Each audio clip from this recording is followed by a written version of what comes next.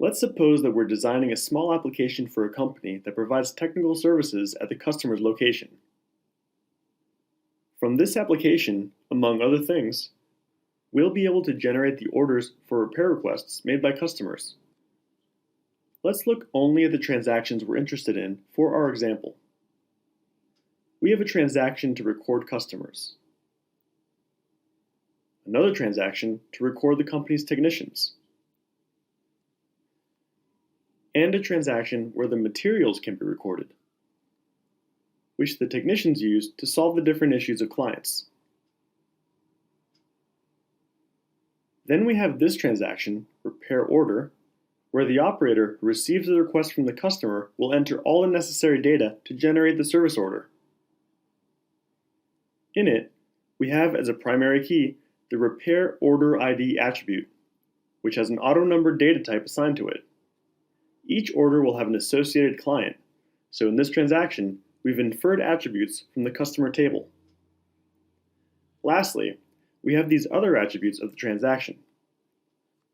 To record the date of entry, the type of order, whose data type will be enumerated containing these values, the price, a status, whose data type will also be enumerated and will accept the following values, the date scheduled, and a description. Let's look at the rules we entered. We have a couple of default rules and several no-except rules. In the default rules, we assign a value to the attribute that will keep the status of the order, in this case, P for pending. And in this other case, we'll assign today's date to the attribute that will save precisely the date of entry of the work order. We also see that this attribute, repair order price, of the transaction will be calculated from the value entered in this other attribute, repair order type, which will record the type of order. And lastly, we declare a couple of error rules. Let's see this transaction running, from which we enter a repair order. Now let's suppose that in our reality, after an order is entered, a coordinator must assign a technician to it and the materials provided to that technician in order to monitor it and change its status to assigned. In addition, when the task is completed by the technician, an administrative assistant should be able to assign an end date to the order, enter comments from the technician and the customer, record whether the issue was solved or not, and change the status of the order to completed. How can we do this? One option would be to add all these attributes to the transaction, and to complete those that we need at every moment. The transaction would look like this. Let's see it at runtime. As we can see, this solution does not provide a friendly interface for the user, since there will always be fields that may not be of interest or may not have to be completed. For example, when the operator receives the order from the customer and enters it for the first time, before it's assigned to a technician, we'll see several fields that will not be completed. In this case, they are relatively few, but if the number of attributes is increased, this will impact more and more on the users and their experience with the system. The same happens when the coordinator accesses the transaction, selects the order to be modified, and so it's changed to update mode, assigns a technician to it, and loads the materials.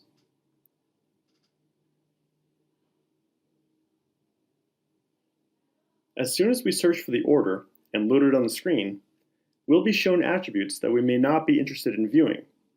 Then, to load the materials, you'll have to leave fields empty in order to complete them later. Of course, this is not comfortable for entering data. And as we've just said, since there are few attributes in this example, it doesn't have a great impact. However, as the number of attributes increases, since we may need to record more data, the input process becomes more complex. Or, when the administrative assistant wants to complete it with the corresponding observations, he'll need to select the order to work on, switching the transaction to update mode, and will see all the attributes of this transaction, when in fact, he only needs to see a few details. Another disadvantage is how complex it can be to program the behavior of this transaction. As we saw, it'll go through different states and modifications with later entries. Also, it may require different controls every time, even of the attributes themselves. But given this design, everything will be programmed in the same object. It won't be possible to customize rules or events specific to each of the moments that we've just seen. These disadvantages could be solved in a simple way by using what we call parallel transactions. In this way, we would have a transaction for entering the order first by the operator, another transaction where the coordinator will assign that order to the technician and load the materials to be given to him, and lastly, a transaction where the administrative assistant will be able to upload the technician's and customer's comments, if any, and whether the problem was solved or not. Each one of these transactions will have the attributes that we are really interested in for each case. For this, all three transactions must have the same attribute as the primary key. This is what makes them parallel transactions. It's important to mention that the parallelization of transactions is done by level. In this example, the main levels of these transactions are parallel. If we look at the rules section of the transactions, we can see that each one of them has its own rules, totally independent from one another. This is one of the great advantages of working with parallel transactions. The same is true for any events we may program. Let's see the application running with these modifications. From this transaction, repair order, an operator receives the customer's request and completes all the fields. We see that the value P, pending, is assigned automatically because it's defined in the default rule. Sometime later, the coordinator accesses this other transaction, repair order assigned, searches for the order, and completes the necessary data. The value that records the status of the order is automatically changed to A, assigned. Finally, after the task is completed and the technical report is received, the administrator will manage it from the third transaction created, repair order completed, filling in the corresponding fields, and the status will be automatically changed, assigning it the value F for finished. We see that, in this way, it becomes much simpler, clearer, and more intuitive for users, and it helps to make the application scalable to face future changes that may have to be made in the procedure for entering orders. At the database level, from the main levels of these three transactions, a single physical table will be generated, since, as we know, GeneXus designs the database following normalization criteria. The generated table will contain the attributes resulting from associating the three transactions. When we enter a record from the first transaction, what happens then in the table of our database, with the attributes to which we haven't assigned any value yet? What value will they have? Empty values will be assigned by default, 0 in numeric fields, empty string in character type fields, a default date representing the empty value for those of date type, and false for Boolean attributes.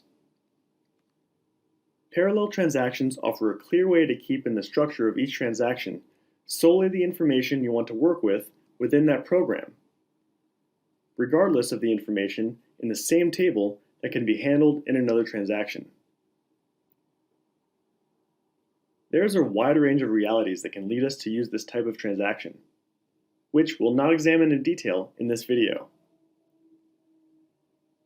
For more details on this topic, please visit our wiki.